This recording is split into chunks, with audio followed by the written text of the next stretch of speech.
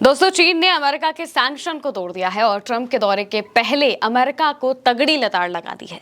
दरअसल अमेरिका ने ईरान की मदद करने की वजह से चीन की 3 सैटेलाइट फर्म्स पर सैंक्शन लगा दिया था, जिस पर चीन अब भड़क गया है और चीन ने बाकायदा इसको लेकर बयान जारी कर दिया है। प्रेस टीवी के हवाले से लिखा है, डोनाल्ड ट्रंप की बीजिंग यात्रा से पहले चीन ने अमेरिका द्वारा लगाए गए नए सैंक्शंस की कड़ी आलोचना की है। ये सैंक्शन 3 चीनी सैटेलाइट कंपनियों को निशाना बनाते हैं, जिन पर ईरानी सैन्य अभियानों में मदद करने का आरोप है। यानी कि ये 3 कंपनियां वो कंपनियां हैं जो कि ईरान की इस जंग में मदद कर रही थी, उन्हें सैटेलाइट से इमेजरी प्रोवाइड कर रही थी, जिनकी मदद से ईरान ने अमेरिका के एयरबेसेस पर हमला किया था। वो एयरबेस जहां पर अमेरिका के E-3 सेंट्री प्लेन मौजूद थे, यानी कि सऊदी अरेबिया में जो प्रिंस सुल्तान एयरबेस है, वहां पर जो हमला हुआ था उसमें ये रिपोर्ट निकलकर सामने आई थी कि उस हमले की जो डिटेल्स हैं, प्लेन कहां पर हैं, कितने खड़े हैं, कब से खड़े हैं, ये सारी डिटेल्स सैटेलाइट के जरिए चीन की कंपनी द्वारा ईरान को दी गई थी। ये बाकायदा पता चलता है और इसके बाद ही ईरान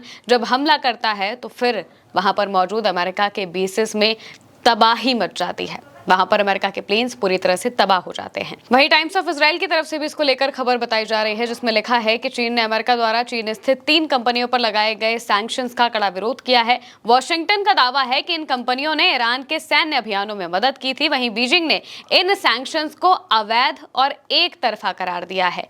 एक नई प्रेस कॉन्फ्रेंस के दौरान जो विदेश मंत्रालय के प्रवक्ता हैं गुओ जियाकुन चीन के, उन्होंने कहा, हमने हमेशा चीनी उद्यमों से ये अपेक्षा की है कि वो कानूनों और नियमों के दायरे में रहकर ही अपना कारोबार करें और हम चीनी उद्यमों के वैध अधिकारों और हितों की पूरी दृढ़ता से रक्षा करेंगे। इस समय सबसे बड़ी प्राथमिकता ये है कि किसी भी कीमत पर लड़ाई को दोबारा शुरू होने से रोका जाए, ना कि युद्ध का इस्तेमाल करके दुर्भावनापूर्ण ढंग से बाकी देशों को इसमें घसीटा जाए या फिर उन्हें बदनाम किया जाए।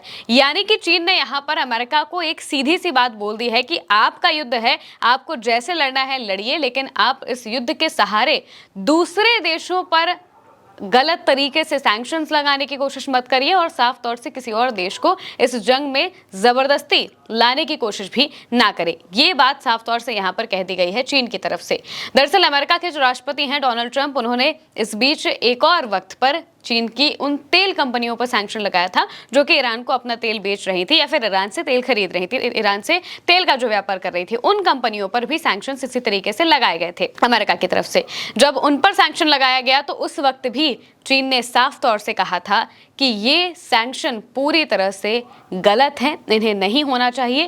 टैरिफ तक लगा दिया था डोनाल्ड ट्रंप ने, लेकिन चीन ने कहा था कि हम आपके इस किसी भी तरह के टैरिफ को नहीं मानते हैं, हम इस टैरिफ का जवाब उसी तरीके से टैरिफ को लगाते हुए देंगे। ये बात चीन की तरफ से उस वक्त कही गई थी। और अब जब अमेरिका ने नए टैरिफ्स लगाए, सबसे बड़ी बात यह है कि ये टैरिफ्स ऐसे वक्त पर लगाए गए हैं, ऐसे सैंक्शंस, माफ कीजिएगा, ये जो सैंक्शंस हैं ये ऐसे वक्त पर लगाए गए हैं जब डोनाल्ड ट्रंप का दौरा होने वाला है चीन का। 13 मई से लेकर 15 मई तक जो डोनाल्ड ट्रंप हैं वो चीन के दौरे पर हैं। वो वहां पर शी जिनपिंग से मुलाकात करेंगे, दोनों नेताओं के बीच बैठकें होंगी और सबसे बड़ी बात यह है कि ईरान मुद्दे पर भी चर्चा जरूर होगी, क्योंकि कुछ वक्त पहले ही जो ईरान के विदेश मंत्री हैं अब्बास अराक्ची, वो पहुंचे थे चीन, उन्होंने बातचीत की थी वहां के विदेश मंत्री से और साथ ही साथ ये भी बताया था कि जो शी जिनपिंग है उनकी तरफ से जो 4 पॉइंट का प्रपोजल दिया गया था होर्मुज के और बाकी के इलाकों में शांति प्रस्ताव के लिए, उसको उन्होंने कहा था कि हम इसे एक्सेप्ट करते हैं।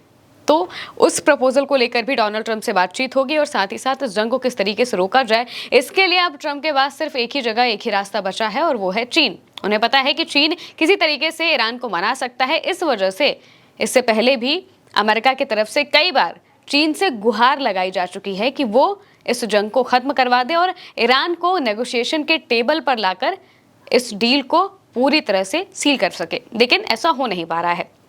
क्यों? क्योंकि चीन ईरान के हितों को सामने रख रहा है। चीन जानता है कि ईरान को क्या चाहिए, ईरान के लिए क्या जरूरी है, और उन्हीं सब चीजों को साथ में रखते हुए ही ईरान भी चीन पर भरोसा करता है। यहाँ तक कि जो ईरान है उनकी तरफ से कहा गया था कि अगर अब कोई डील होगी तो वो डील चीन और रूस के गारंटर के तौर पर ही होगी। यानी कि अगर कोई डील होती है तो हम चाहेंगे कि चीन और रूस जैसी जो महाशक्तियां हैं, जो सुपर पावर्स हैं, ये उस डील की गारंटी लें, गारंटर बने, इसके बाद हम डील को पूरी तरह से पक्का मानेंगे, क्योंकि अमेरिका पर तो हमें किसी भी तरीके का भरोसा है ही नहीं। अमेरिका पर भरोसा करने की कोई वजह भी नहीं है। इस वजह से ईरान ने साफ कहा था कि गारंटर के तौर पर हम चीन और रूस को देखते हैं, क्योंकि जब सीज फायर हुआ तो सीज फायर कराने में भी चीन की सबसे बड़ी भूमिका थी। बताया जा रहा है कि लास्ट मोमेंट पर चीन ने ही ईरान से बातचीत की और कहा कि सीज फायर कर लो, जिसके बाद ईरान सीज फायर के लिए माना था, वरना ईरान किसी भी तरीके से सीज फायर के लिए नहीं मान रहा था। लेकिन तब सीज फायर हो जाता है, जिसके बाद अब डील पर बात होनी है। करीब 70 दिन हो चुके हैं इस जंग को शुरू हुए, ज़्यादा दिन हो गए होंगे उससे, लेकिन अभी भी कोई मसला हल नहीं हो पाया है। डोनाल्ड ट्रंप के पास अब सिर्फ एक रास्ता बचा है, वो भी चीन का, और अब चीन ने उनके दौरे से पहले ही सबसे बड़ी बात तो ये कह दी है कि वो उनके सैंक्शंस को नहीं मानता है, और जितने भी सैंक्शंस गलत तरीके से लगाए गए हैं उनके बदले में वो सिर्फ और सिर्फ अपनी कंपनियों का साथ देंगे, अमेरिका का साथ बिल्कुल भी नहीं देंगे, और अपनी कंपनियों के साथ मजबूती से खड़े रहेंगे। उन्हें ईरान से व्यापार करना है, करे, नहीं करना है, वो उनके ऊपर है।